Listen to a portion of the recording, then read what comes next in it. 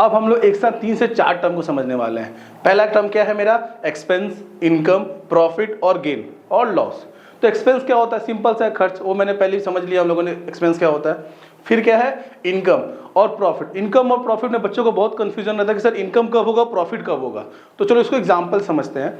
जैसे मैंने 100 रुपये का एक सामान खरीदा, ठीक है, और उसको मैंने 120 में बेच दिया। तो जो 100 रुपया था मेरा, वो मेरा कॉस्ट था या एक्सपेंस था, और 120 में जो मैंने उसको सेल किया है, तो जो 120 मेरे को रिसीव हुआ उसको हम लोग क्या बोलेंगे, रेवेन्यू। जो टोटल पैसा मेरे को रिसीव हुआ वो क्या हो गया, रेवेन्यू।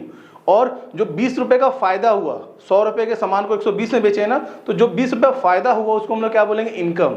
जनरली बच्चे इसको प्रॉफिट बोल देते हैं, बट ये प्रॉफिट नहीं हो, क्या है, इनकम है। क्यों? क्योंकि प्रॉफिट का मतलब क्या हुआ, जब पूरे एक पीरियड का बात होगा, जब पूरे एक साल का बात होगा।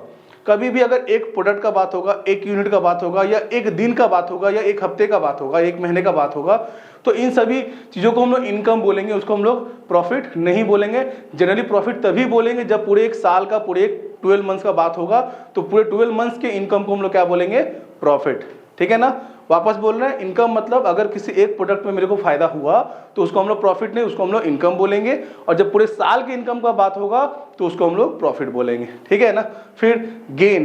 गेन क्या होता है, तो गेन भी एक तरह का प्रॉफिट ही है, बट गेन जनरली अकाउंटिंग में जब हम अपने फिक्स्ड एसेट को बेच रहे हैं और वहां पे मेरे को फायदा हो रहा है तो उसको हम लोग गेन बोलेंगे।